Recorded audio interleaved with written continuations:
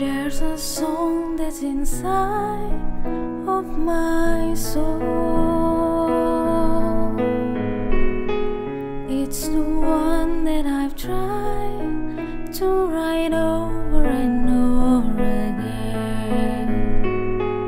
I'm awake in the infinite cold,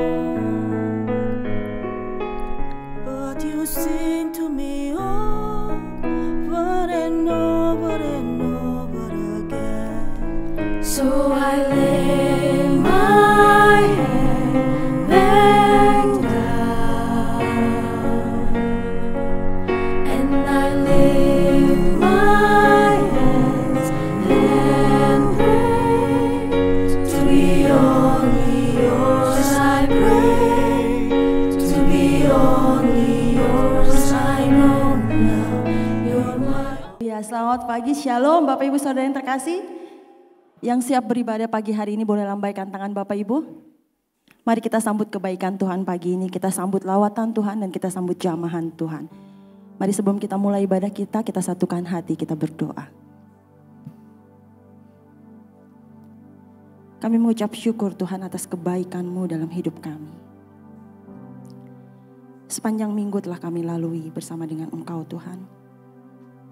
Dan kami melihat begitu banyak penyertaan-Mu dalam setiap kehidupan kami masing-masing Bapa. Saat ini Tuhan, dengan hati yang rindu dan haus akan Kau kami datang di dalam hadirat-Mu yang kudus Tuhan. Terima kasih Tuhan. Terima kasih Yesus. Urapi dan rawat setiap kami. Jamah pribadi kami lepas pribadi. Dan kami percaya kuasa Tuhan nyata dalam hidup kami pada pagi hari ini. Di dalam nama Tuhan Yesus. Amin.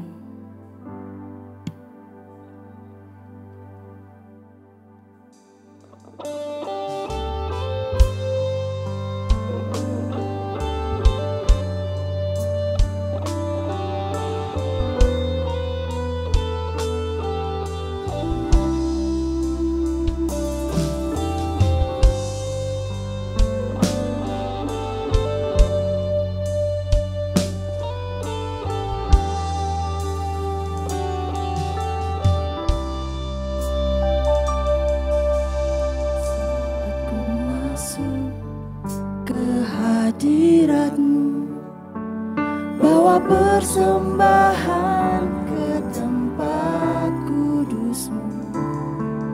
Pujian ku naikkan, sembahku berikan bagi-Mu Allah yang mulia. Kau layakkan ku menghampirimu, melihat tahta kemuliaan-Mu Tuhan. Pujian ku naikkan, sembahku berikan bagi-Mu Allah yang mulia. Oleh kuasa darah-Mu Kau telah tebus dosaku. Kekudusan-Mu melingkupiku, kasih-Mu mengalir memulihkan hidupku. Sungguh besar anugerah-Mu, Kau selamatkan hidupku. Ku menjadi ciptaan yang baru oleh kuasa darah-Mu. Saya undang Bapak Ibu untuk bangkit berdiri. Hanya oleh kuasa darahnya kita diselamatkan. Saat ku masuk ke hadirat-Mu, bawa persembahan. Amin Yesus. Biarlah pujian kami naikkan Hanya sembah yang kami berikan.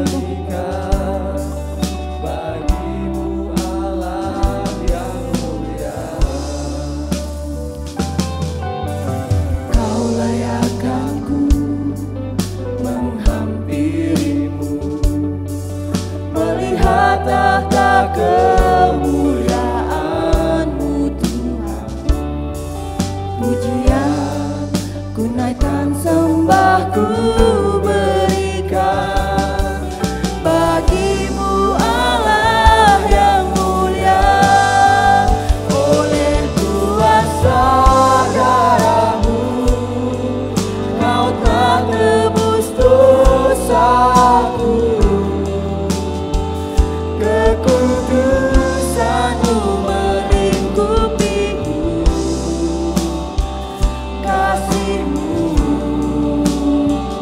mengalir memulihkan hidupku. Sungguh besar anugerah-Mu, Kau selamatkan hidup. Terima kasih. Ku menjadi ciptaan yang baru oleh kuasa darah-Mu. Kau telah tebus dosaku. Kekudusan-Mu melingkupiku, kasih-Mu mengalir memulihkan hidupku. Sungguh besar anugerah-Mu, Kau selamatkan hidupku. Ku menjadi ciptaan yang baru oleh kuasa darah-Mu.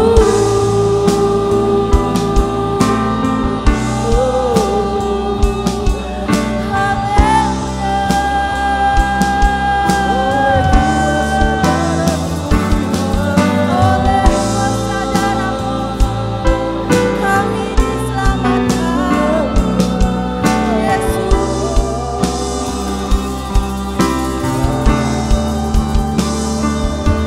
Terima kasih Tuhan, terima kasih Bapa.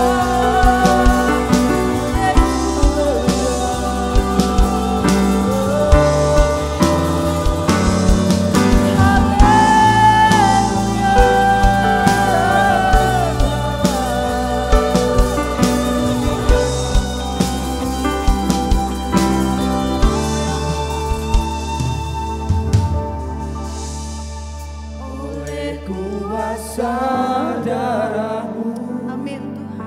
Kau telah tebus dosaku. Biarlah ini pujian yang keluar dari dalam hatimu, Kekudusan-Mu melingkupiku, bahwa benar hanya oleh kuasa darah Tuhan, kasih-Mu hanya karena kasih Tuhan dalam hidup kita. memulihkan hidupku. Sungguh besar anugerah-Mu Tuhan. Anugerah-Mu, Kau selamatkan hidupku. Ku menjadi ciptaan yang baru oleh kuasa darah-Mu. Kau telah tebus dosaku. Kekudusan-Mu melingkupiku,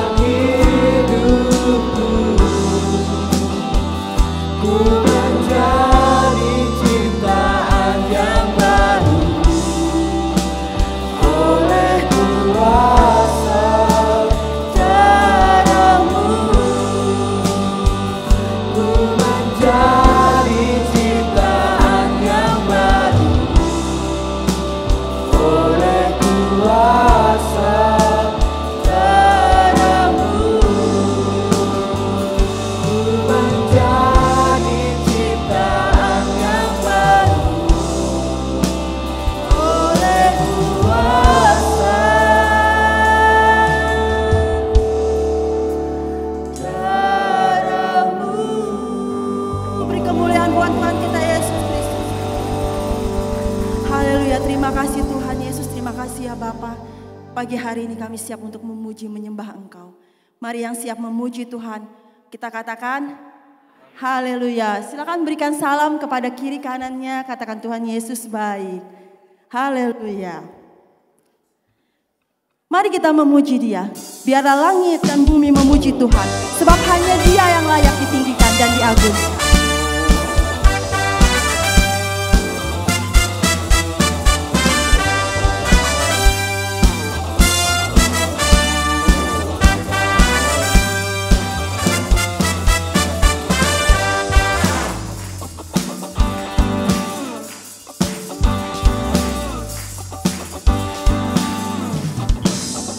Dan bumi, pujilah Tuhan, sebab Dia ciptakan semuanya. Keagungannya mengatasi langit bumi, sembah sujud di hadapannya.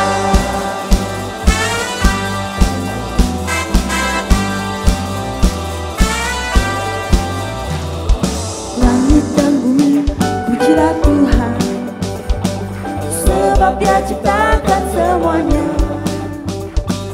Keagungannya mengatasi langit bumi, sembah sujud di hadapannya. Angkat tanganmu saudara. Ku puji, ku sembah, Amin. ku sembah Yesus Kristus Sang Penebusku. Ku puji, ku sembah, ku puji, ku sembah Yesus Tuhan dan Rajaku.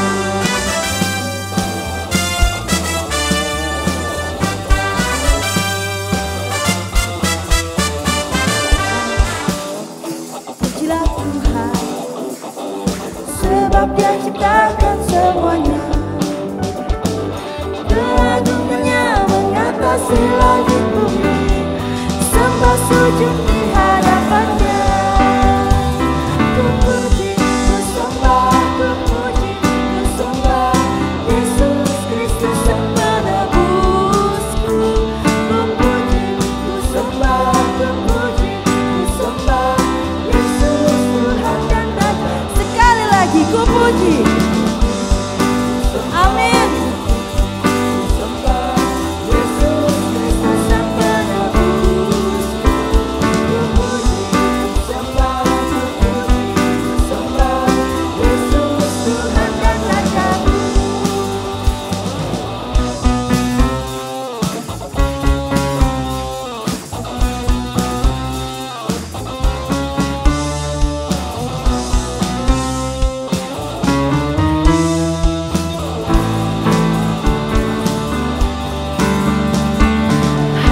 Haleluya, amin. Haleluya, amin. Haleluya, amin. Haleluya, amin. Jemaat Tuhan nyanyikan.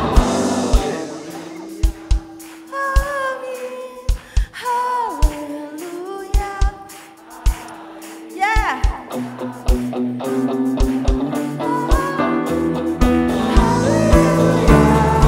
Sekali lagi haleluya. Haleluya, amin. Haleluya, amin. Haleluya, amin. Haleluya, amin. Haleluya, amin. Haleluya.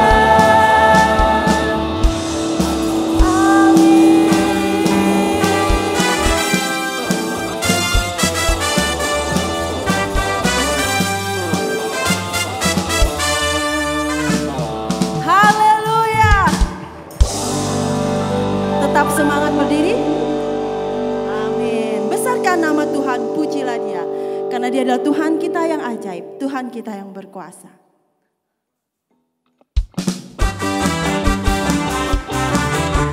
Yuk, mari kita mau bertepuk tangan buat Tuhan.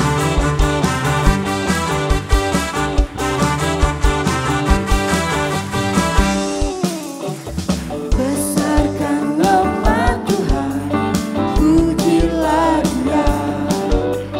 Kemurahannya besar, tiada tergantung.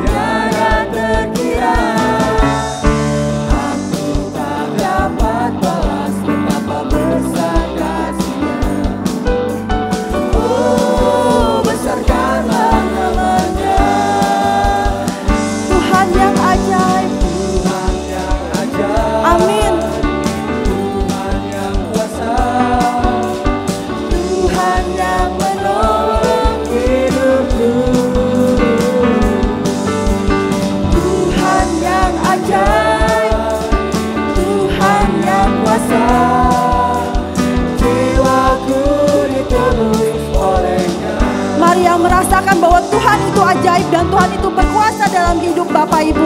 Nyanyikan pujian ini dengan semangat. Haleluya. Kemurahannya besar, tiada terkira. Aku tak dapat balas betapa besar kasih-Nya. Oh, besarkanlah namanya. Yang mengatakan Tuhan itu ajaib. Mari nyanyikan pujian ini dengan sungguh jemaat.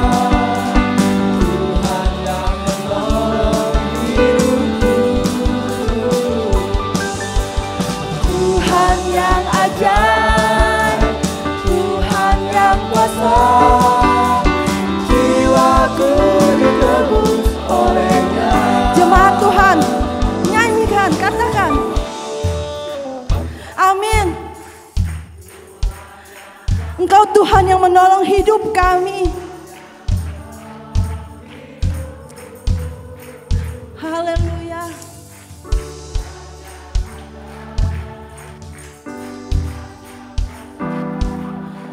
Jiwaku ditebus oleh-Nya. Tuhan yang ajaib, Tuhan yang kuasa, Tuhan yang menolong hidupku. Tuhan yang ajaib, Tuhan yang kuasa, jiwaku ditebus oleh-Nya. Jiwaku ditebus oleh-Nya. Jiwaku ditebus oleh-Nya.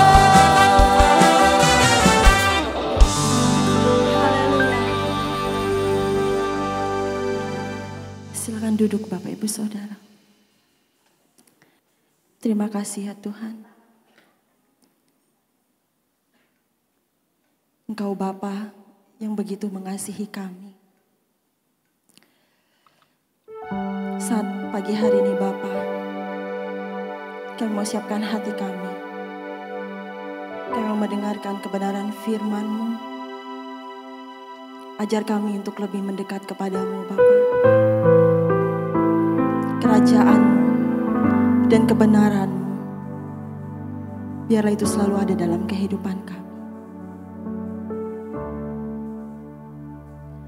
Kau Bapa yang mengasihiku, kuasa-Mu memulihkanku,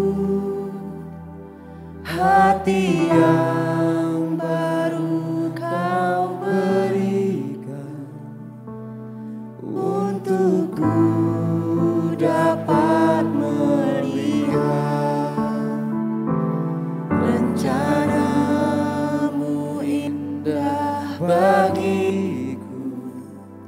Kau ada di setiap jalanku, hatiku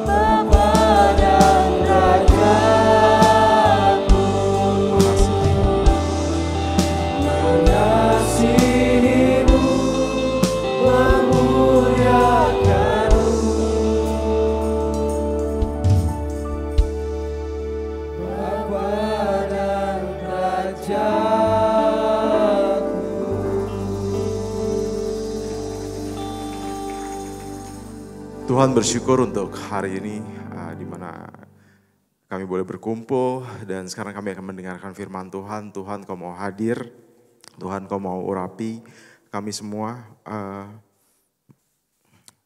Kiranya pemberitaan firman ini dapat menjadi berkat makanan rohani bagi kami yang dapat menyehatkan rohani kami Tuhan, dan mampukan hamba-Mu yang akan berbicara.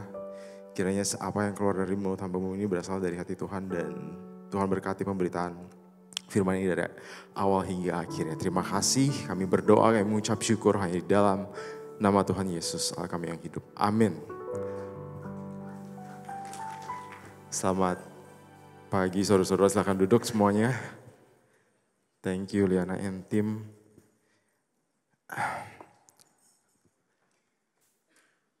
Ya, kita masuk bulan kedua di tahun 2024,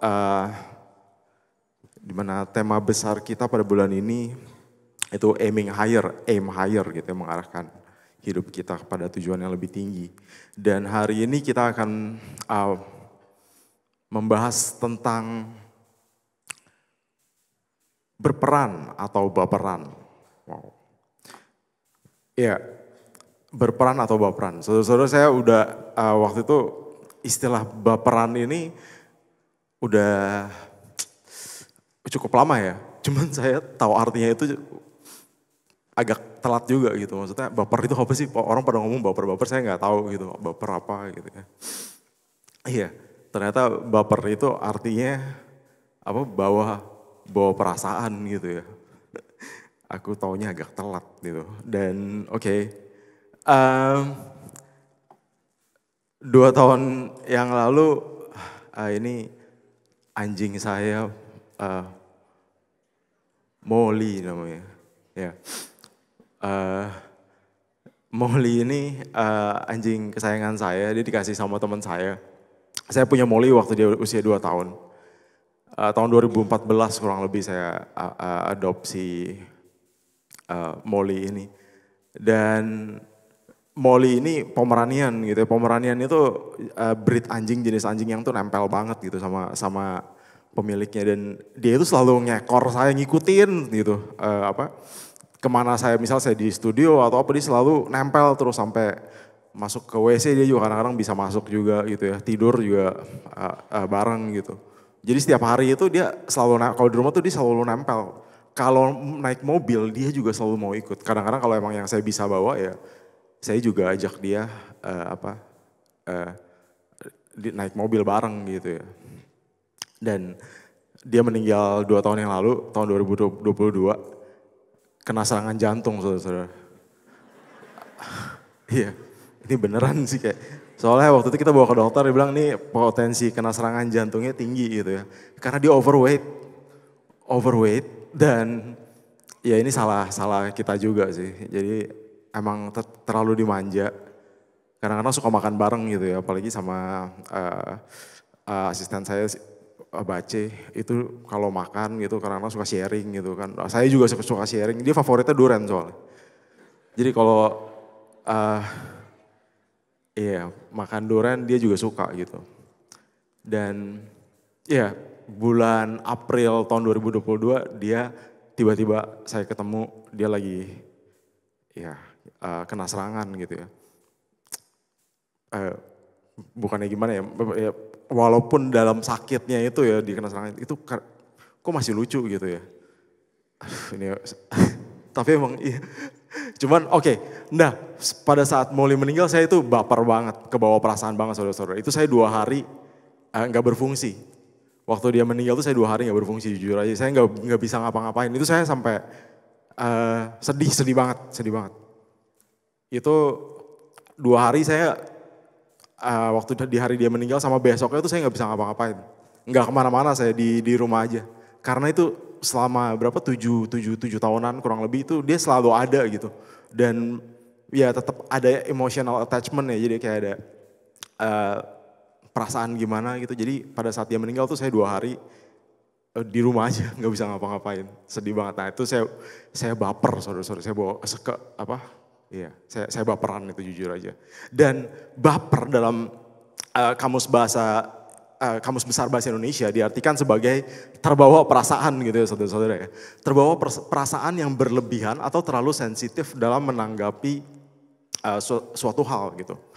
Nah, oke, jadi dalam Kamus Besar Bahasa Indonesia diartikan sebagai terbawa perasaan. Oke, kita lihat perasaan. Perasaan ini berarti kayak perasaan ini maksudnya emosi gitu ya saudara-saudara. Dan di tahun 70, psikolog bernama Paul Ekman, dia menggambarkan emosi itu ada 6. 6 basic emosi dasar, 6 basic emotion gitu ya. Ada happiness, kebahagiaan, ada sadness, sedih, ada disgust, itu kayak jijik gitu ya. Jijik, geli gitu. Udah gitu fear itu takut, surprise itu kayak terkejut, kaget gitu ya. Dan anger itu amarah. Ini ada film terkenal dari Disney, Inside Out.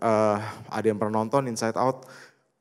Filmnya ini karakternya itu basic emotion ini.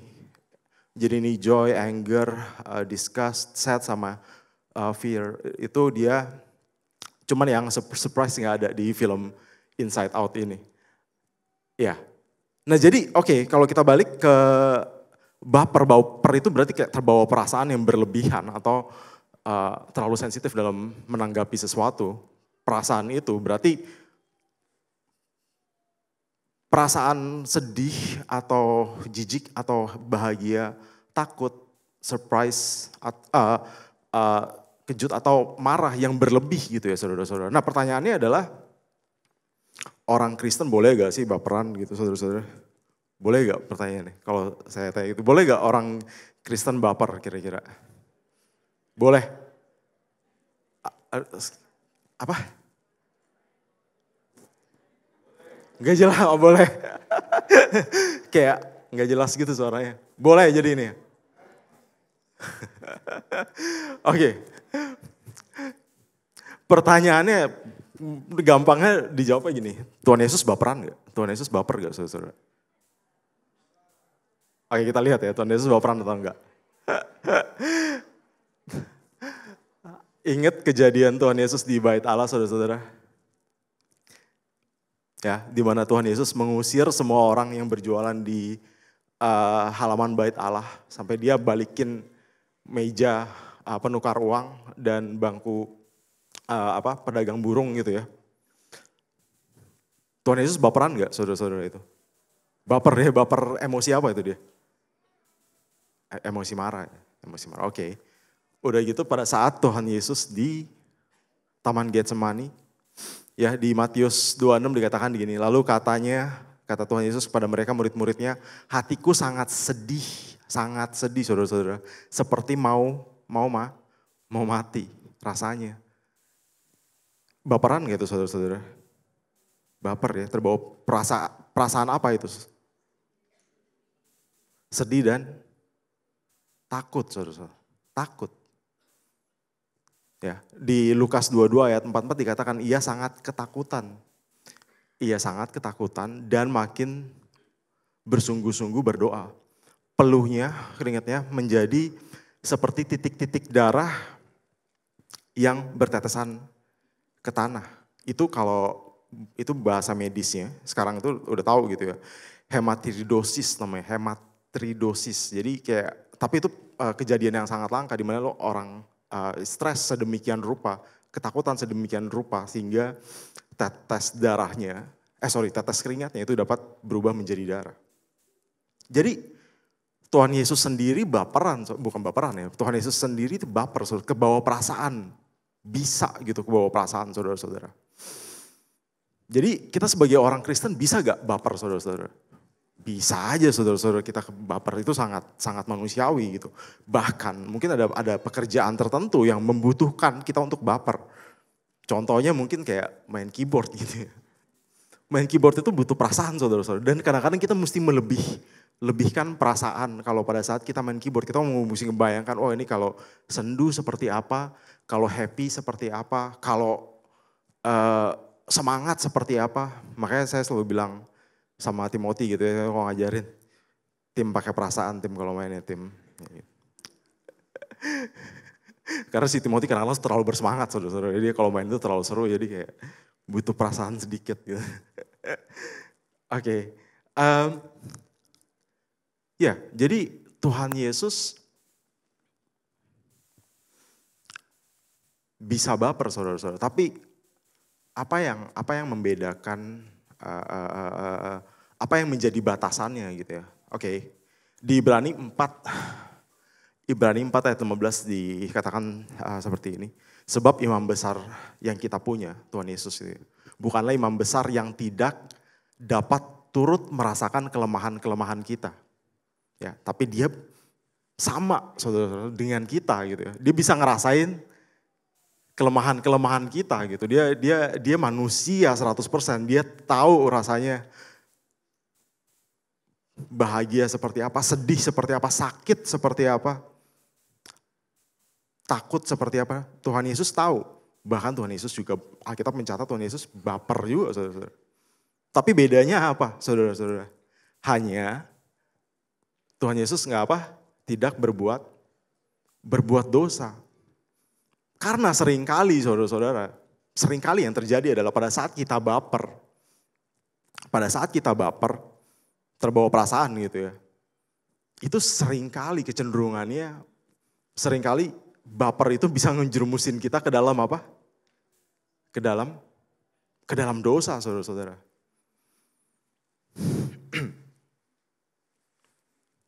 Nah, ini yang kita mesti kita mesti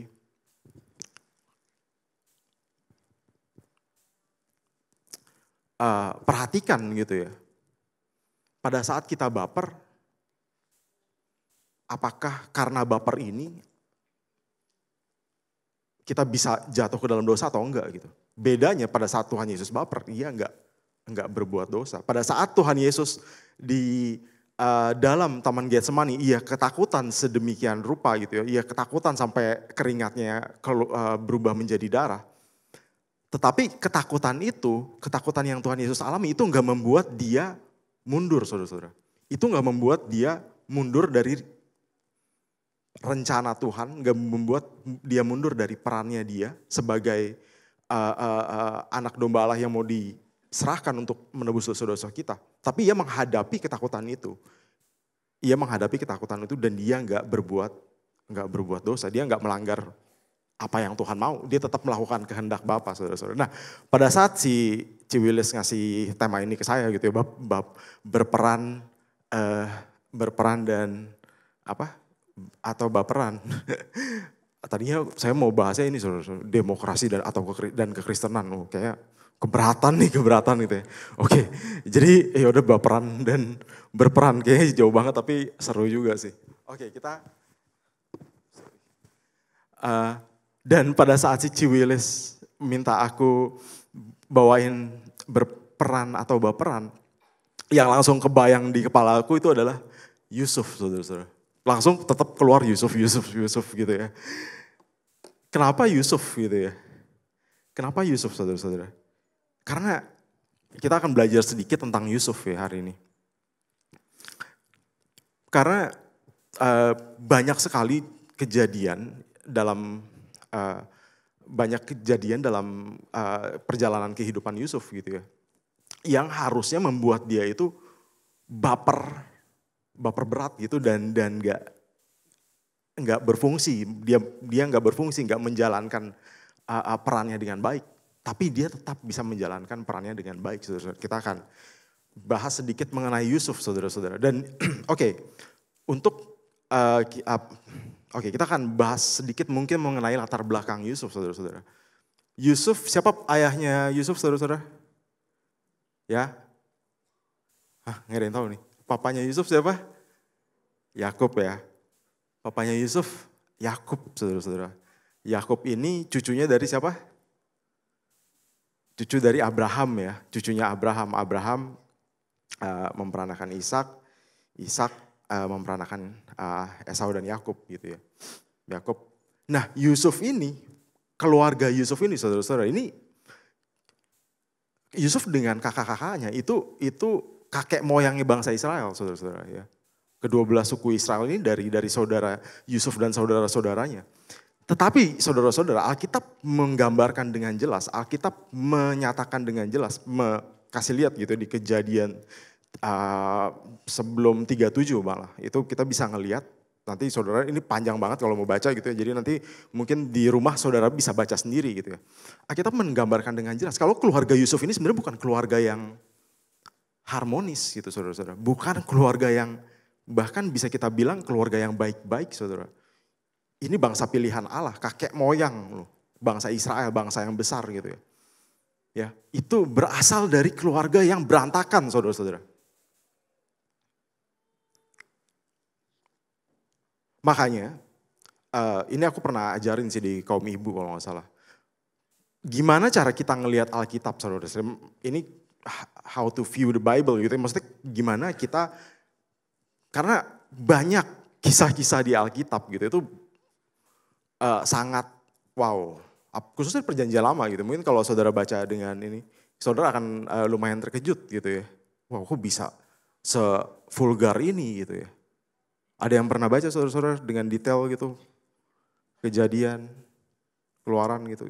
Itu sangat vulgar gitu. Jadi bagaimana kita melihat Alkitab? Itu ini kalau kata Frank Turek itu ada dua gitu ya. Jadi yang pertama adalah deskriptif, yang satu preskriptif.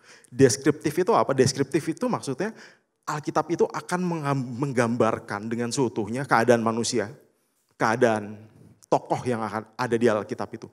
Semua kelebihan dia, semua kekurangan dia, Alkitab itu enggak ada sensornya saudara-saudara. Dia akan menggambarkan, menjabarkan dengan jelas gitu. Dan yang kedua adalah preskriptif gitu. Preskriptif itu apa? Jadi maksudnya prescription gitu ya. Jadi kalau kita ke dokter itu prescription itu kayak resep gitu ya.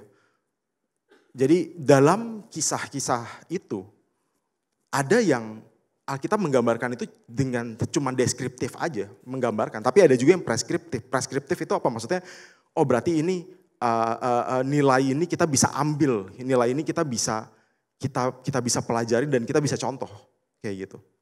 Nggak ya saudara-saudara kurang lebih ya. Jadi Alkitab itu akan dengan vulgar menjelaskan kondisi manusia dengan apa adanya gitu, nggak tanpa ditutup-tutupi. Makanya kita ngelihat pada saat kita ngelihat si keluarga Yusuf ini, Yakub, ya. Latar belakang keluarganya kacau saudara-saudara. Kalau saudara baca di 30 berapa itu dengan Dinah anak perempuannya Yakub gitu ya. Kasusnya dengan Sikem gitu. Pada saat Dinah diperkosa dengan Sikem gitu dan Sikem mau istilahnya mau baikan gitu dengan keluarga Yusuf gitu sampai mereka mau gitu. Oh, gue jadi dong bagian dari keluarga Yakub dan kita bersih dia kok disunat semuanya gitu. Tapi apa yang terjadi pada saat itu? Pada saat itu saudara-saudaranya Dinah, saudara-saudara Yakub juga, mereka membunuh semua satu kota itu gitu ya. Satu kota di mana Sikem itu berasal gitu. Mereka membunuh semua orang-orang itu.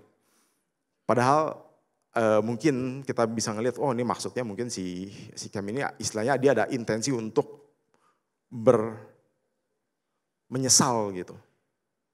Dan kita juga bisa ngelihat kejadian Yehuda dan Tamar gitu ya. Kalau saudara nanti bisa baca sendiri Yehuda dan Tamar itu, wow itu kejadiannya juga sangat vulgar sekali gitu. Dan kita bisa melihat kondisi keluarga saudara-saudara Yakub ini, itu bukan mereka pribadi yang baik. Ada juga nanti Ruben dan Bilha gitu. Bilha itu istri papanya, istri Yakub gitu ya. Dari maidnya, pelayannya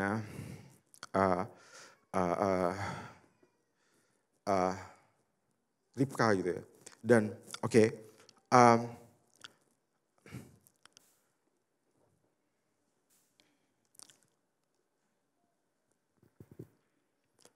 jadi kalau kita melihat latar belakang keluarga Yusuf, itu keluarga yang enggak oke gitu ya saudara-saudara. Dan di Kejadian 37 ayat kedua, Yusuf juga bilang seperti ini saudara-saudara. Nanti multimedia standby ya, bantu buka ayat ya. Mungkin ada sedikit bisa buka ayat. Kejadian 37 ayat 2, itu Yusuf bilang, dikatakan seperti ini. Yusuf menyampaikan kepada ayahnya kabar tentang kejahatan saudara-saudaranya gitu. Ya, di bawah lihat Yusuf menyampaikan kepada ayahnya kabar tentang kejahatan saudara-saudaranya. Nah, Yusuf ini saudara-saudara adalah anak kesayangan gitu ya, karena ia anak yang lahir belakangan gitu ya. Ya dan Benyamin gitu ya. Dan karena ia ini anak kesayangan, si Yusuf ini dibenci saudara-saudara sama siapa? Sama saudara-saudaranya. Ini saudara-saudara tahu ya kisah Yusuf ya. Di sekolah minggu kan pasti sering diceritain banget ya kisah Yusuf ini. Jadi aku lewat-lewat gitu aja paling. Yusuf ini sangat dibenci sekali sama saudara-saudaranya. Karena apa? Karena Yusuf ini anak kesayangan. Nah,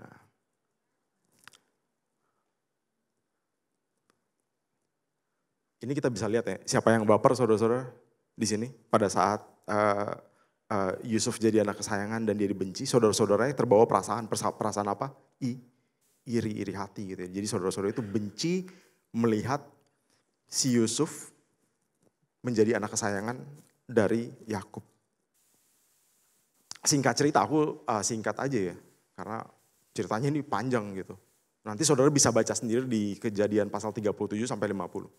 Singkat cerita, Yusuf disuruh papanya cari buat ngecek keadaan saudara-saudaranya gitu ya saudara-saudara. Dan pada saat saudara-saudara yang ngelihat Yusuf dari jauh, aku tahu juga kan cerita sebelumnya pada saat Yusuf dapat mimpi gitu ya. Yusuf dapat mimpi apa ingat ya saudara-saudara? Ini cerita sekolah minggu, ada berkas-berkas gandum, ada 12 ya, habis itu sujud sama dia dan juga ada matahari, bulan, dan 11 bintang sujud sama Yusuf gitu. Dan dia ceritain, Yusuf ini ceritain gitu ke saudara-saudaranya. Dan pada saat Yusuf menceritakan itu ke saudara-saudara bilang, wah lu belagu banget, emang lu pikir kita bakal sujud sama kamu gitu? Lu pikir orang ayah dan ibu dan kita semua ke-11 saudara akan sujud sama Yusuf gitu? Siapa lu gitu ya? Dan karena itu mereka benci gitu sama Yusuf. Udah anak kesayangan, udah gitu belagu banget lagi. Udah gitu yang tadi di ayat kedua dia tukang lapor ternyata si Yusuf kan. Laporin apa? Kejahatan saudara-saudaranya. Perfect combo banget itu saudara-saudara. Itu udah tukang ngadu, udah gitu anak kesayangan, udah di anak kesayangan ini udah gitu belagu banget gitu ya. Mimpi bilang kalau semuanya nanti bakal sujud sama dia gitu. Dan akhirnya saudara-saudaranya pada saat Yusuf disuruh papanya mengunjungi saudara-saudaranya, lihat ngurusin kambing domba, dari jauh kelihatan, wah nih si Yusuf nih mau datang kemari. Mereka merencanakan apa saudara-saudara? Mereka merencanakan awalnya mau membunuh sebenarnya. Kita bisa lihat nanti saudara baca sendiri aja ya. Awalnya saudara-saudara itu ngerencanain mau kita bunuh aja nih si Yusuf.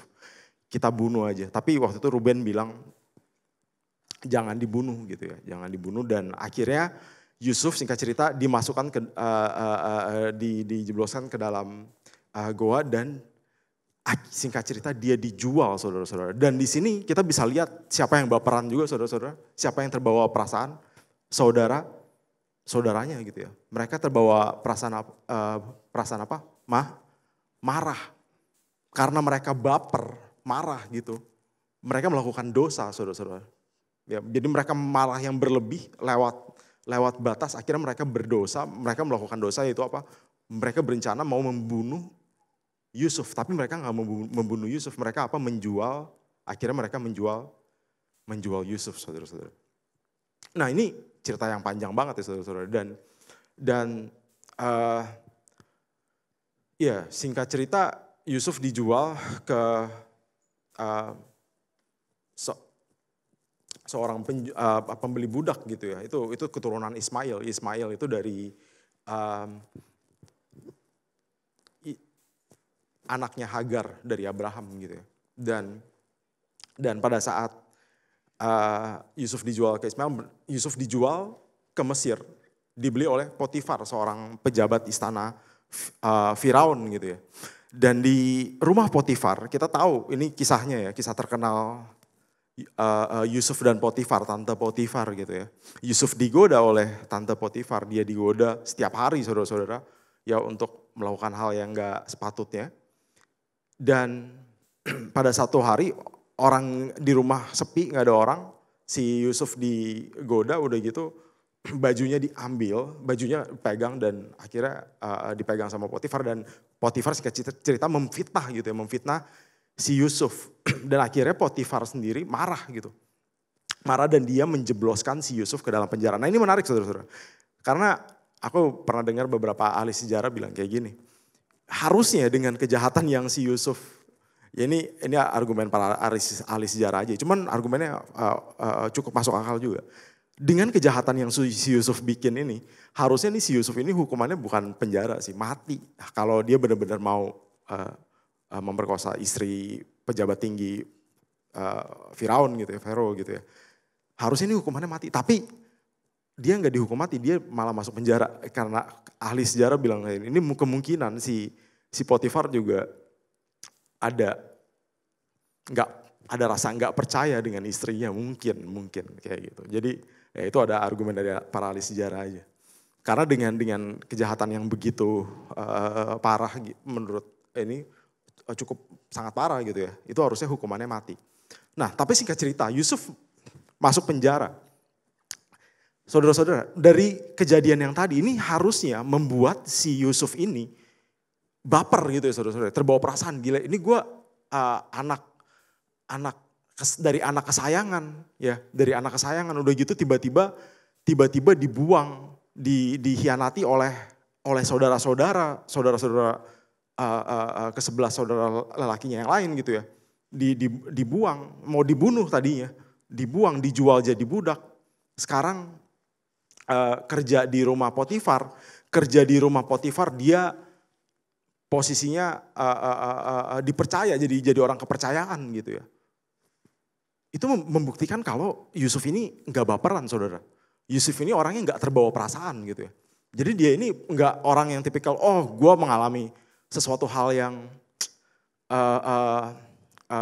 gak mengenakan, abis itu gue baperan. Kan ada mungkin kita sering kali kayak gitu, termasuk mungkin saya juga gitu. Bisa baperan saudara-saudara. Kalau kita mengalami hal yang gak enak, cenderung kita jadi bad mood gitu kan.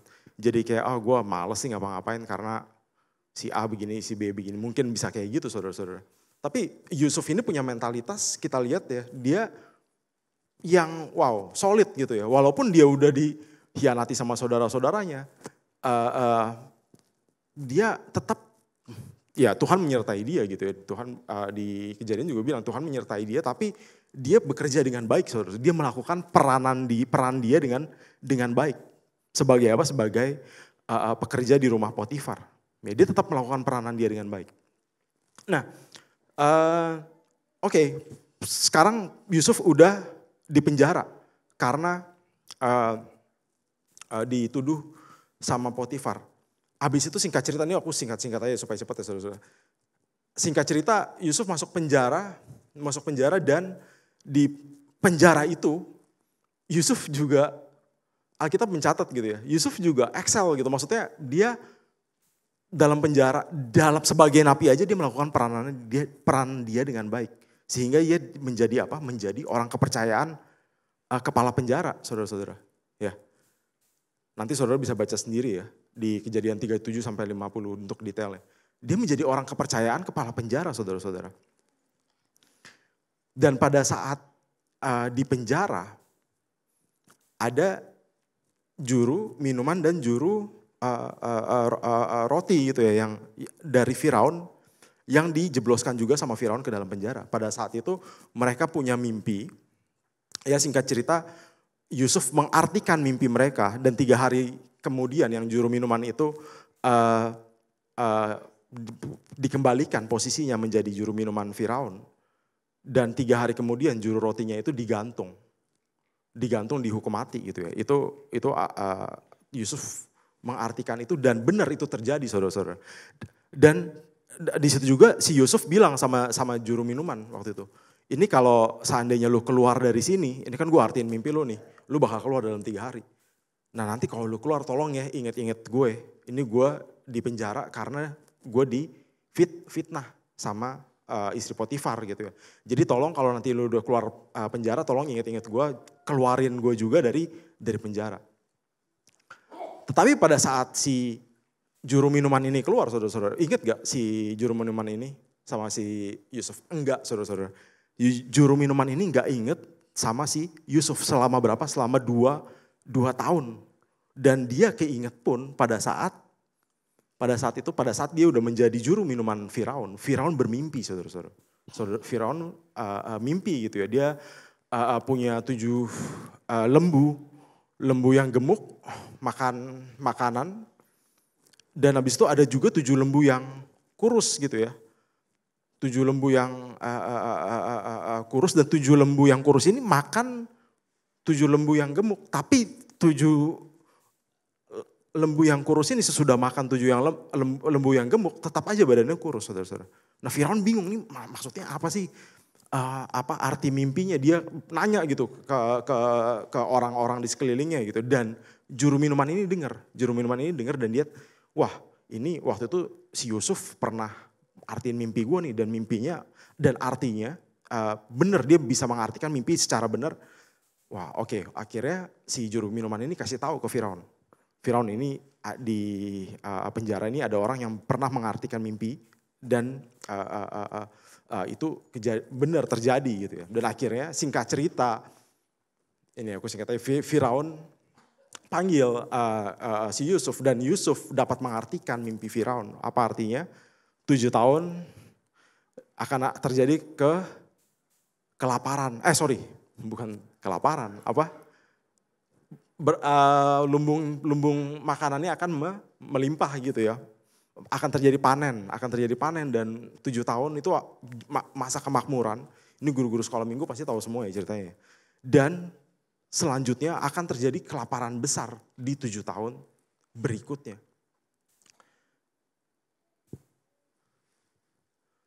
Dan Yusuf mengartikan mimpi itu dan dia ngasih tahu gitu ya sama Firaun, saudara-saudara. Dan akhirnya Firaun mengangkat dia sebagai orang kedua di Mesir. Ya, jadi yang paling tinggi itu cuma Firaun, yang kedua itu si Yusuf. Yusuf yang ngatur semua rencana buat nyimpan makanan dan mendistribusikan makanan nanti pada saat kelaparan. Itu Yusuf yang in charge semua, dikasih kepercayaan sama Firaun. Nah, saudara, kita lihat dari perjalanan Yusuf ini, kita dapat melihat karakter Yusuf ini, kenapa dia begitu solid ya saudara. Dia ini gak baperan orangnya. Dia ini pada saat dia mengalami masalah demi masalah. Pada saat dia dibuang oleh saudara-saudaranya, pada saat dia difitnah sama si istri Potifar, pada saat dia dicuekin sama si juru minuman selama 2 tahun. Tetapi si Yusuf ini dia tetap gak baper dan tetap berperan, melakukan peran dia dengan baik gitu, tetap solid gitu ya. Tetap bertanggung jawab, tetap melakukan apa yang menjadi bagian dia dengan baik. Nah ini nanti kita akan belajar saudara, kenapa si Yusuf ini gak baperan dan dia itu orangnya tetap solid.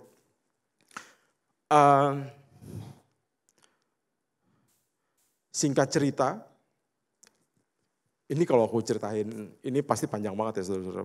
Karena dia, nanti saudara boleh baca sendiri 37 sampai 50 kejadian ya. Ini PR buat GBA Jemaat GBI Jelambar Timur, baca kisah Yusuf dengan lengkap gitu ya. Nah kira-kira apa yang bikin si Yusuf ini tetap solid, tetap nggak baperan, dan dia itu tetap berperan gitu ya. Apapun peran dia tetap melakukan peran dia dengan baik, saudara-saudara. Nah ini menarik saudara-saudara, kita dapat mengetahui ini di mana? Ini di ujung kitab Kejadian. Di ujung sekali kitab Kejadian pada saat Yakub meninggal gitu ya. Karena pada saat Yusuf dia angkat, habis itu kalau nanti saudara baca,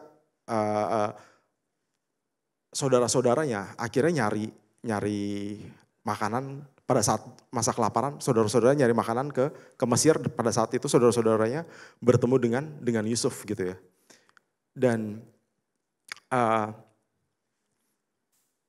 pada akhirnya mereka bersatu kembali. Nah di ujung kitab Kejadian saudara-saudara di pasal ke-50, ini pada saat papanya Yakub sudah meninggal gitu ya. Pada saat papanya Yakub meninggal dan oke, kita mau lihat ya saudara-saudara. Kita mau lihat di Kejadian pasal 50. Nah,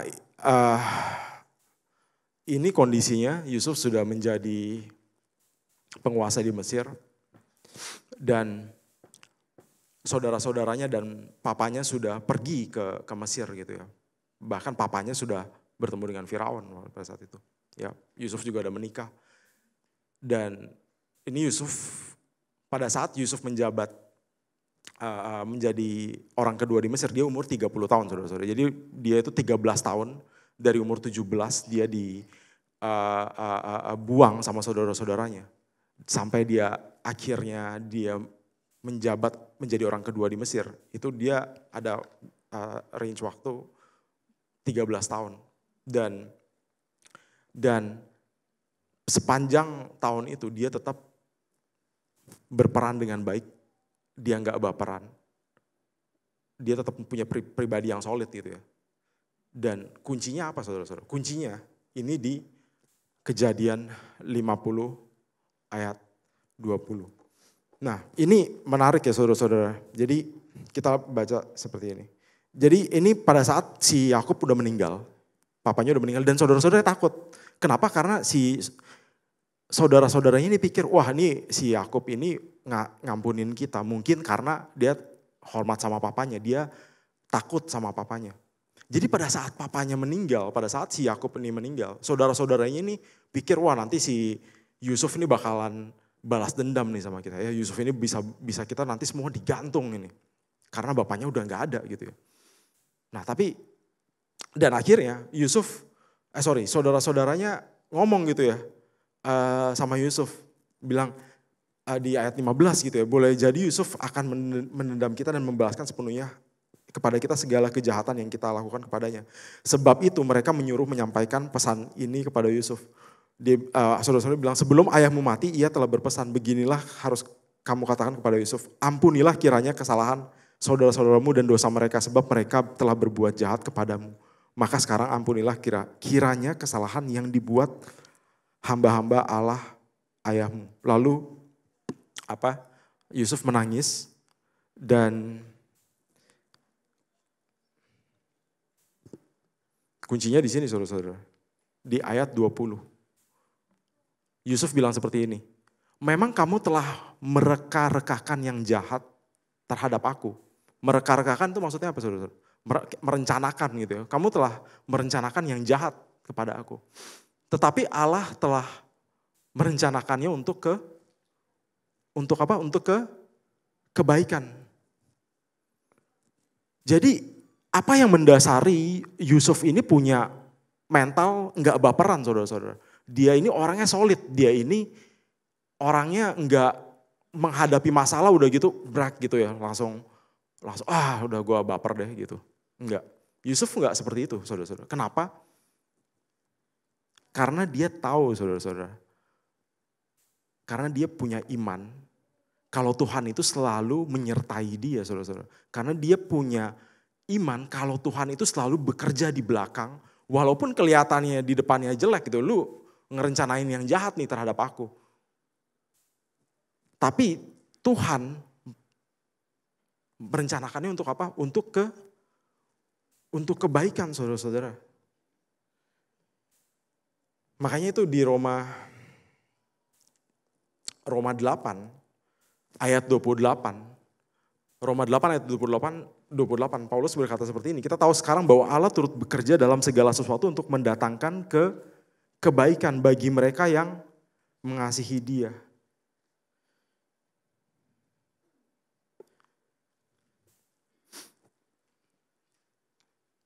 Nah, saudara-saudara, apa yang bikin si Yusuf ini punya karakter yang solid adalah iman dia ya. Kalau kita lihat di pengertian iman itu di Ibrani berapa ya? Itu Ibrani 11 ya. Ya, Ibrani 11 ada definisi iman dan di bawahnya itu semua adalah aksi gitu ya. Coba kita lihat.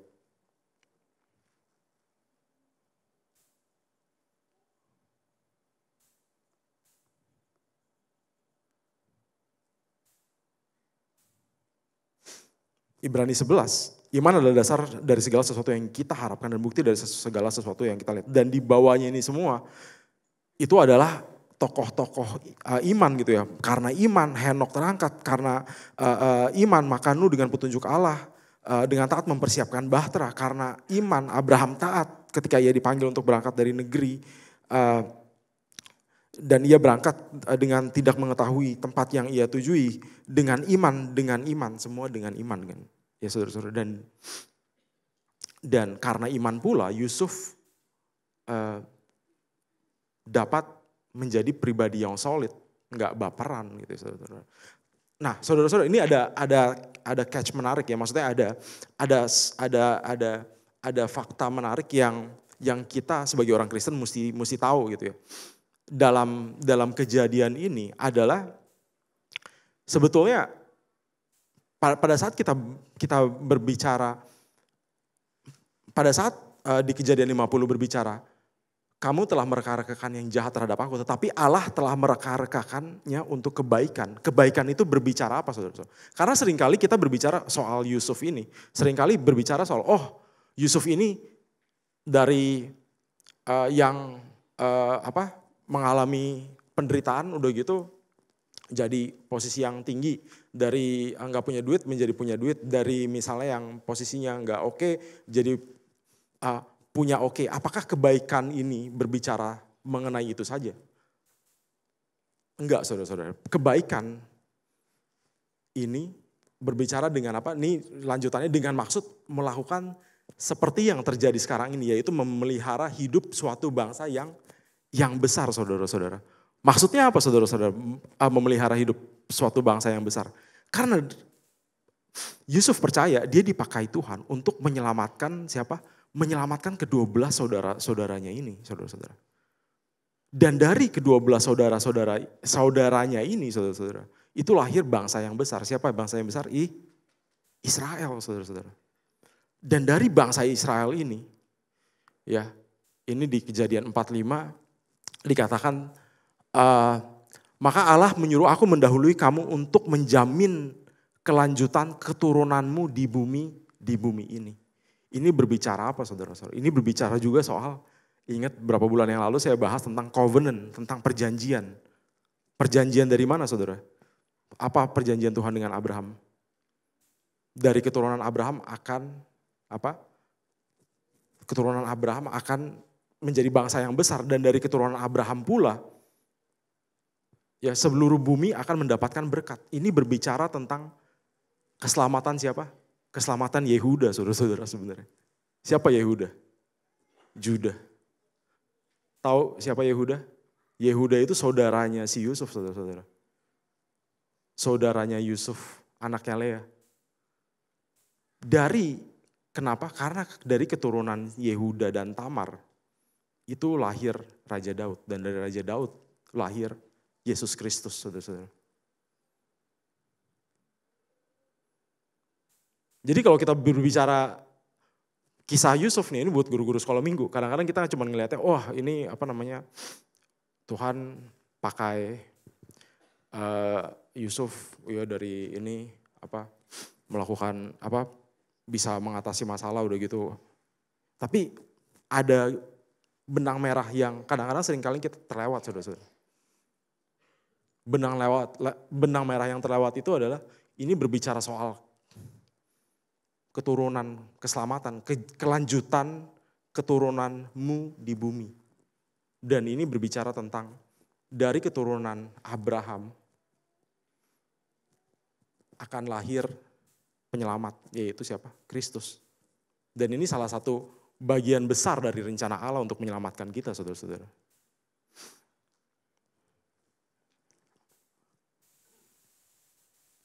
Dua bulan lagi kita akan pemilu ya.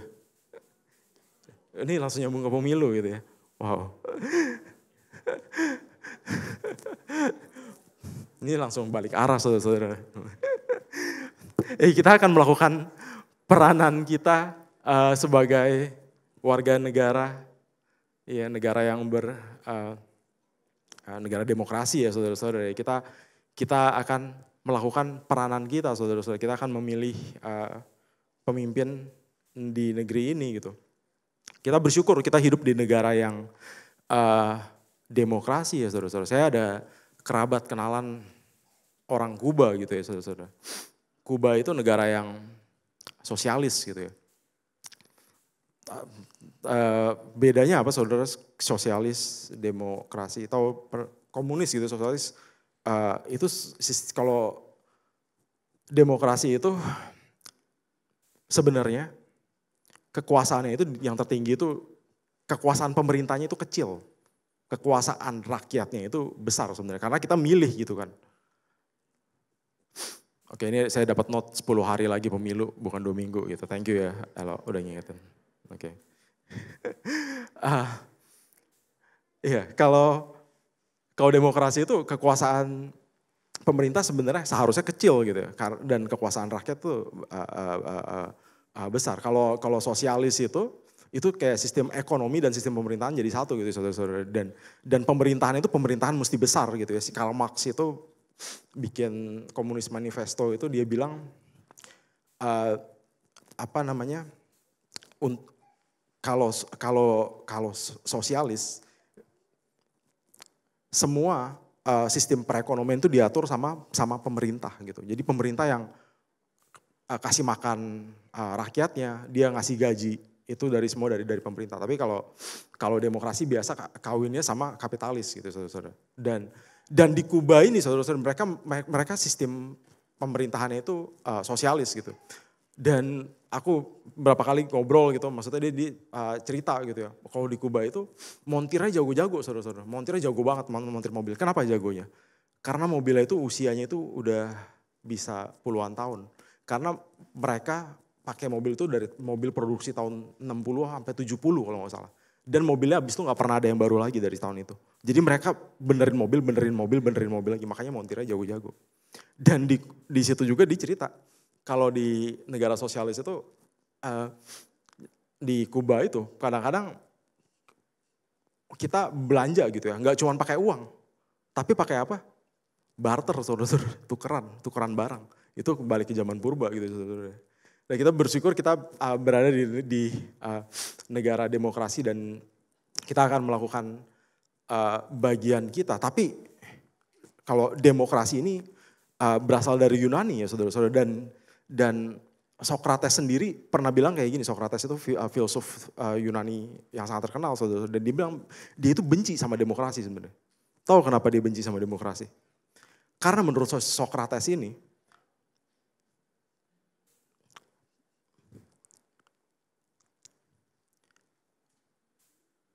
milih itu butuh skill. Karena ibarat kayak gini dia bilang, si Socrates bilang kayak gini. Negara itu akan dipimpin ibarat gini, lu mau naik kapal dan lu pengen kapalnya itu dibawa sama orang yang bisa nahkoda kapal atau sama orang yang gak ngerti bawa kapal. Tentu kita mau semua kapal itu dibawa oleh orang yang ngerti cara bawa kapal. Tapi kalau demokrasi ini ya semua orang bisa milih gitu kan. Semua yang udah 17 tahun akan bisa punya suara gitu. Dan si Socrates bilang milih itu nggak bisa sembarangan, kita mesti belajar. Lu butuh skill, lu mesti tahu siapa yang lu pilih. Ya, jadi ya mungkin kita pada saat 10 hari lagi kita akan milih saudara-saudara, ya kita gereja nggak mendukung satu calon tertentu, tapi kita mungkin saya menghimbau untuk kita semua memilih dengan berhikmat, minta tuntunan Tuhan dan juga mungkin belajar juga seperti kata Socrates gitu ya, nggak cuma ngasal milih. Karena kita nggak mau negara ini seperti di bawah dengan nggak bertanggung jawab gitu. Tapi kita sebagai pemilih kita mau melakukan bagian kita mau bertanggung jawab. Kita mungkin ya caranya gimana ya, kita mungkin mempelajari calon-calonnya kayak gitu atau memilih dengan alasan yang jelas gitu ya, nggak ngasal kayak gitu saudara-saudara. Dan politik itu penting ya saudara-saudara. Kekristenan penting nggak sih orang, maksudnya kekristenan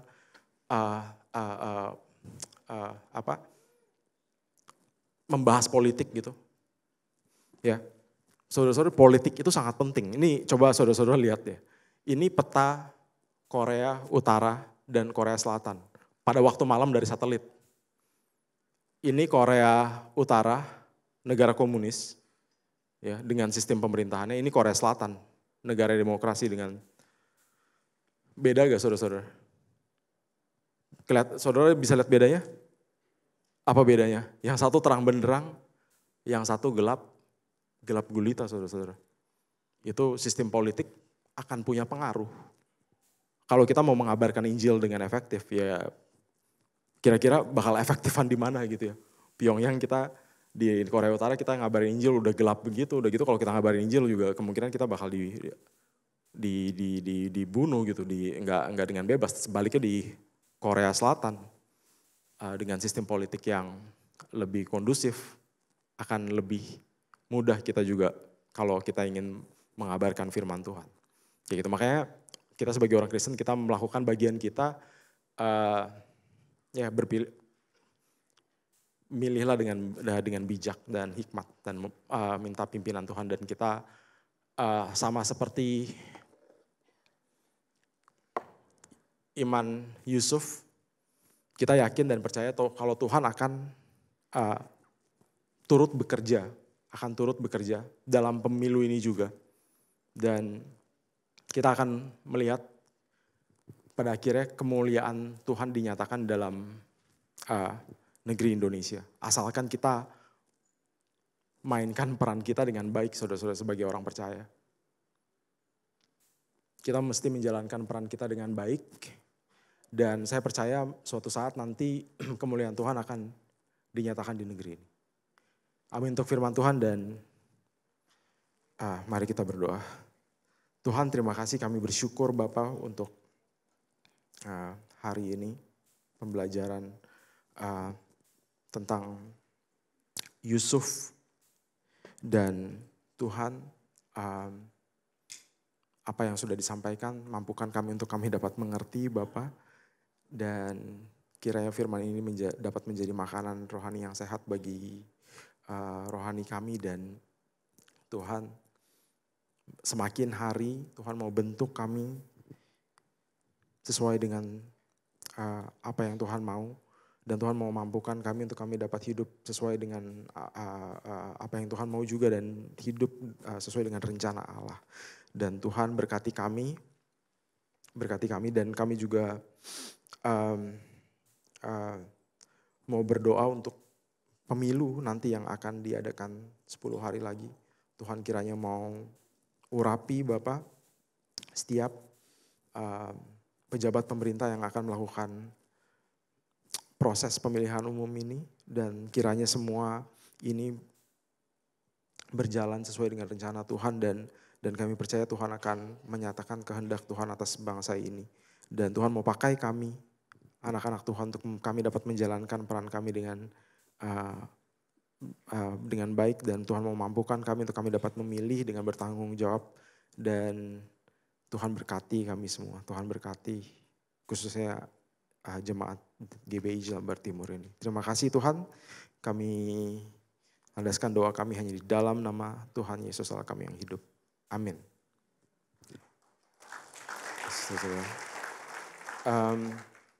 Saya undang pelayan perjamuan kudus dan tim maju ke depan.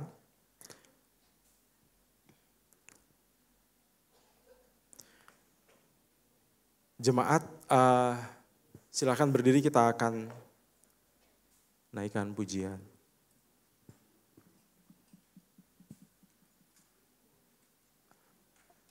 Kita akan naikkan pujian oleh kuasa darah-Mu.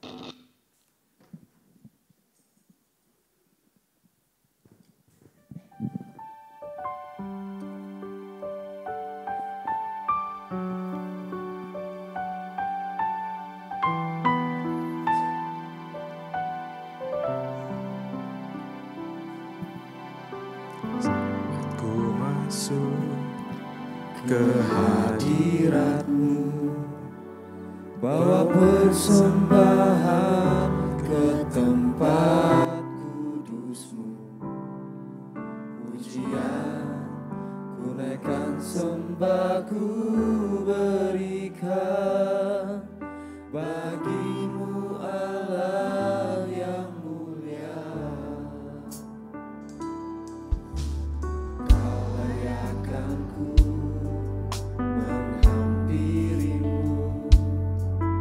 melihat tahta kemuliaan-Mu Tuhan.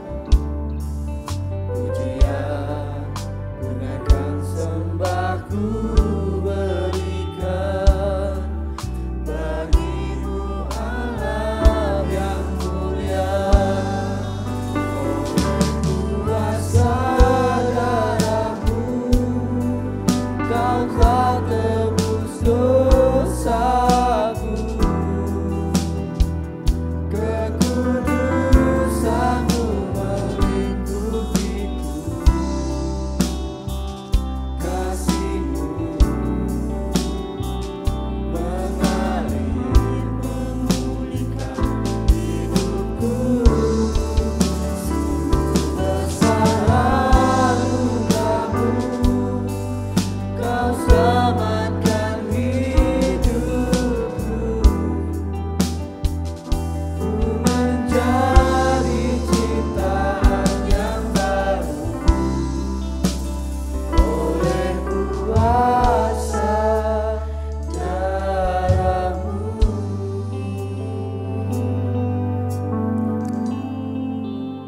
Terima kasih Tuhan, kami bersyukur pada saat hari ini, pada saat sekarang ini kami akan memperingati pengorbanan Tuhan di kayu salib. Tuhan, ingatkan kami selalu akan kasih Tuhan untuk hidup kami. Ingatkan kami selalu betapa besar pengorbanan Tuhan atas hidup kami. Dan Roh Kudus Kau memampukan kami untuk kami dapat mengasihi Tuhan. Dan kami dapat mengingat selalu kebaikan Tuhan dan menjalani hidup kami berdasarkan kasih dan karunia dan kebaikan yang Tuhan sudah limpahkan atas hidup kami. Tuhan, kami bersyukur untuk berkat-Mu dan Tuhan, kami berdoa Bapa untuk roti dan anggur yang ada di tengah-tengah kami. Kiranya berkat dan urapan Tuhan turun atas roti dan anggur ini. Tuhan, setiap kami, setiap jemaat GBI Jelambar Timur yang akan makan dan minum roti ini akan mendapatkan berkat daripada Tuhan. Akan mendapatkan urapan daripada Tuhan, akan mendapatkan kasih karunia. Dan pada saat kami makan dan minum roti ini, kami mengingat betapa besar pengorbanan Tuhan. Betapa begitu Engkau mengasihi kami Bapa. Dan Roh Kudus mampukan kami untuk kami dapat melihat itu ya Tuhan. Terima kasih Tuhan. Terima kasih Tuhan. Terima kasih Bapa.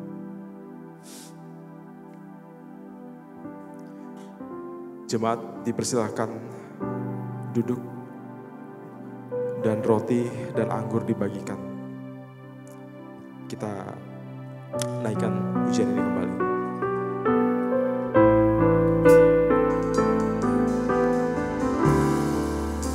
Oleh kuasa darah-Mu Kau telah tebus dosaku.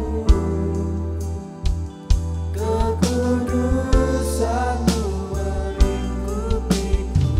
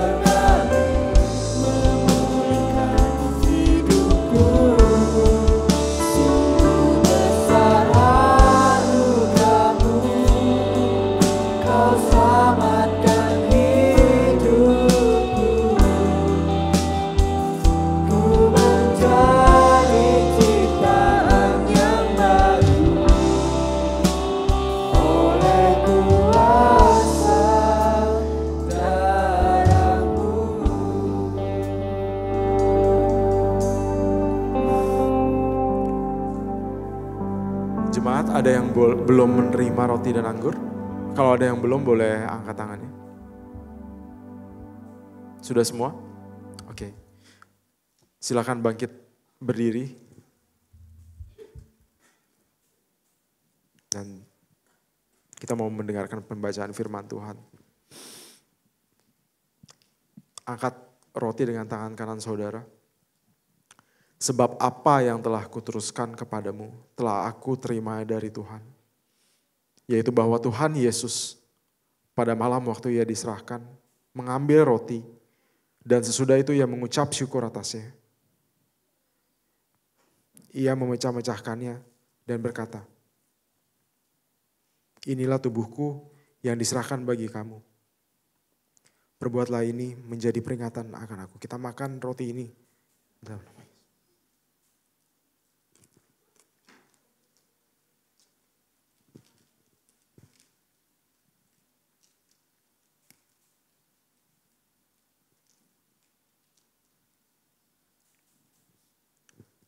Kita mau angkat anggur dengan tangan kanan. Demikian juga ia mengambil cawan sesudah makan, lalu berkata, cawan ini adalah perjanjian baru yang dimateraikan oleh darahku. Perbuatlah ini setiap kali kamu meminumnya menjadi peringatan akan aku. Sebab setiap kali kamu makan roti ini dan minum cawan ini, kamu memberitakan kematian Tuhan sampai ia datang. Kita minum dalam nama.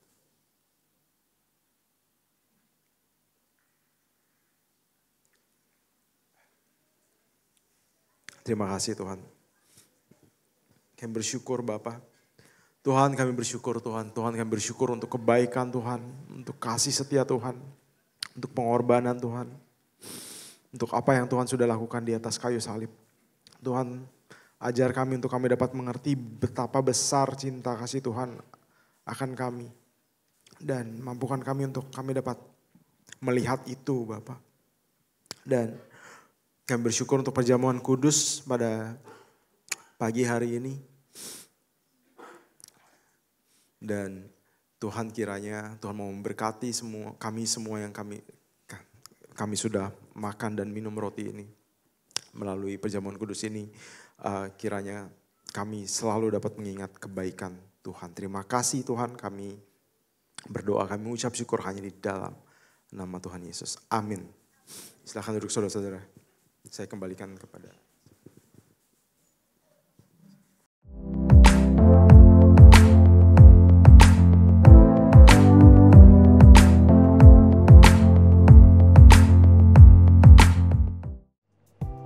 Shalom jemaat Tuhan, hari ini kita telah belajar untuk memulai hidup dalam kebenaran sesuai dengan firman Tuhan. Kiranya setiap dari kita dapat meresponi firman Tuhan ini. Mari kita simak beberapa informasi penting untuk sepanjang minggu ini. Siang ini, Youth Sunday Service akan diadakan pada pukul 12 siang di gedung 52 lantai 2. Ibadah kali ini kita akan belajar tentang Aim Higher, Shoot Further yang akan dilayani oleh Ko Acep. Kemudian pada hari Rabu, 7 Februari 2024, ibadah WBI akan kembali dilaksanakan pada pukul 5 sore di gedung 52 lantai 2. Ibadah kali ini akan belajar tentang kasih tanpa syarat dan akan dilayani oleh Bapak Johannes Andijaya. Kemudian pada hari Minggu, 11 Februari 2024, ibadah raya akan kembali dilaksanakan pada pukul 8 pagi di gedung 52 lantai 3. Ibadah kali ini akan belajar tentang memulai dengan benar dan akan dilayani oleh Ibu Ifung Suala. Kemudian disusul pada pukul 10 pagi, ibadah Abi akan kembali dilaksanakan di gedung 52 lantai 2. Ibadah kali ini akan belajar tentang mengenal dan percaya. Ibadah Youth Sunday Service akan digabung dengan ibadah raya. Kemudian Temu Kompas pada bulan Februari akan dilaksanakan pada tanggal 17 Februari 2024. Ibadah kali ini akan dilaksanakan di gedung 52 lantai 2. Dan akan membahas tentang fondasi cinta yang akan dilayani oleh Bapak Jarod Wijanarko. Sekian informasi untuk sepanjang minggu ini. Kiranya setiap informasi yang diberikan dapat bermanfaat bagi kita semua. Tuhan Yesus memberkati. Haleluya. Saya mewakili jemaat di tempat ini mengucapkan terima kasih kepada Bapak Gembala dan juga pada seluruh pelayan perjamuan kudus untuk pelayanan pada pagi hari ini. Tuhan Yesus memberkati. Ya, saat ini ada yang baru pertama kali datang di ibadah GB Jelambar Timur, boleh lambaikan tangannya? Kalau ada, saya mengucapkan selamat datang dan selamat bergabung dalam GB Jelambar Timur dan kembali mengundang Bapak Ibu Saudara untuk datang kepada ibadah setiap hari Minggu pukul 8 pagi di tempat ini. Selanjutnya untuk pengumuman tambahan, untuk doa Kamis pada tanggal 8 Februari ditiadakan dan akan diadakan kembali pada minggu selanjutnya yaitu hari Kamis tanggal 15 Februari. Dan juga akan dilangsungkan pemberkatan pernikahan oleh Saudara Paulus Widianto dan Saudari Naomi Ikarani pada tanggal 23 Maret 2024. Boleh bangkit berdiri? Kayaknya saya lihat ada di sini nih. Boleh berdiri kepada pasangan? Ya, ini dia pasangan yang akan melangsungkan pernikahan pada tanggal 23 Maret. Boleh silakan duduk. Mari sama-sama jemaat Tuhan kita mau dukung di dalam doa biar apa yang sudah dipersiapkan dapat berjalan dengan lancar pada hari hanya. Amin. Haleluya. Selanjutnya kita akan memberikan persembahan. Persembahan akan dilakukan 2 kali. Dan bagi jemaat yang mengikuti ibadah ini secara online dapat memberikan persembahan melalui scan barcode yang tertera pada layar Bapak Ibu Saudara. Mari sebelum kita memulai persembahan kita bersatu hati, kita berdoa.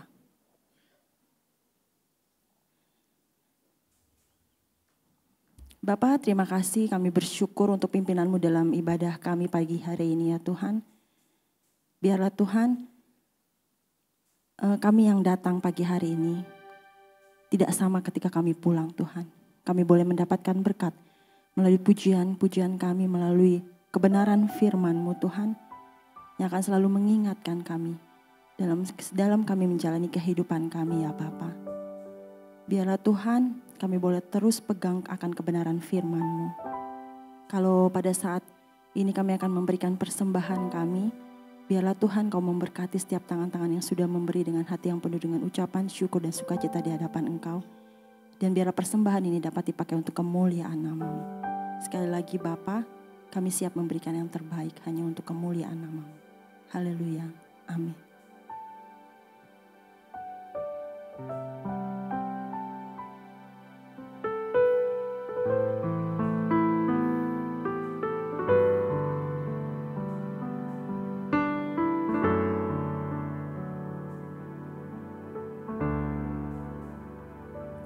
Kau Bapa yang mengasihiku,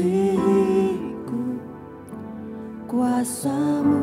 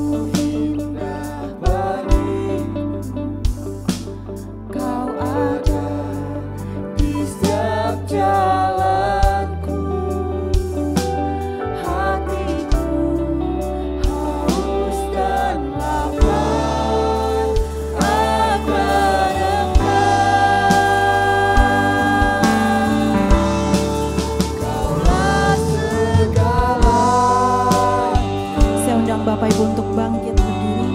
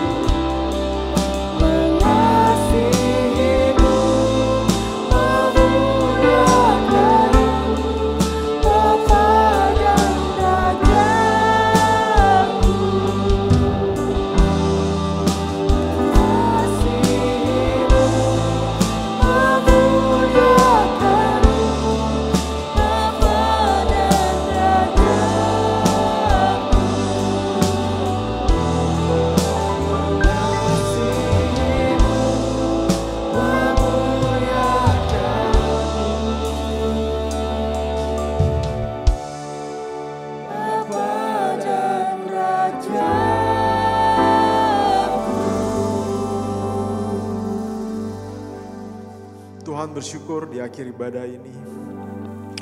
Kau telah memberkati kami Bapa melalui ibadah ini, kami bersyukur Bapa. Dan Tuhan pada di akhir ibadah ini kami kembali Bapa berdoa untuk bangsa dan negara kami Bapa di bulan ini. Tanggal 14 nanti akan ada pemilihan umum. Tuhan kau mau berkati negara kami Tuhan. Tuhan kau mau berkati setiap pemerintahan yang akan menjalankan pemilihan umum ini Tuhan. Kami sekali lagi mau berdoa untuk mereka Tuhan, mampukan mereka untuk menjalankan tugas dan tanggung jawab mereka. Dan Tuhan juga mau pakai setiap anak-anak Tuhan yang berada dalam pemerintahan, jadikan mereka garam dan terang. Dan Tuhan melalui pekerjaan mereka di dalam pemerintahan Indonesia ini nama Tuhan dimuliakan dan negara ini dapat diberkati Bapak melalui pelayanan mereka. Dan Tuhan kami juga berdoa Bapak untuk gereja kami, khususnya untuk komsel-komsel dan komsel-komsel baru yang akan terbentuk Bapak. Tuhan kau mau berkati Bapak, kau mau berkati gereja ini, kau mau memberkati setiap komsel-komsel yang ada di dalam gereja ini. Tuhan mau pakai komsel-komsel yang ada dalam gereja ini menjadi alat Tuhan untuk setiap jemaat ini dapat bertumbuh, untuk setiap jemaat ini dapat berkomunitas dengan baik, mengenal satu sama lain, saling mengasihi,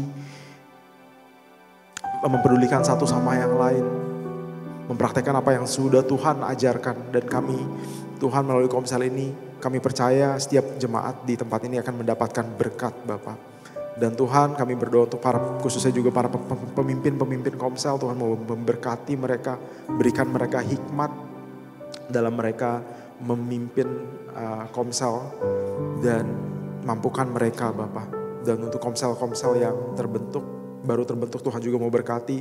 Dan untuk jemaat yang belum memiliki komsel Tuhan kau juga mau gerakan hati mereka untuk mereka dapat mau untuk berkomunitas Bapak di gereja ini. Dan melalui komsel ini mereka dapat semakin mengenal Tuhan lebih lagi dan makin mengasihi Tuhan ya Tuhan.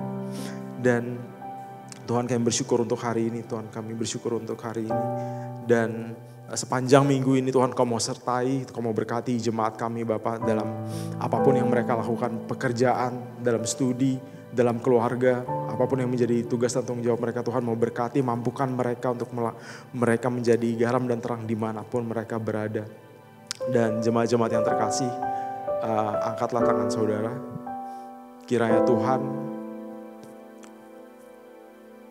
menghadapkan wajahnya kepada engkau dan memberikan engkau damai sejahtera. Tuhan menyinari wajahnya kepada engkau dan memberikan engkau kasih karunia.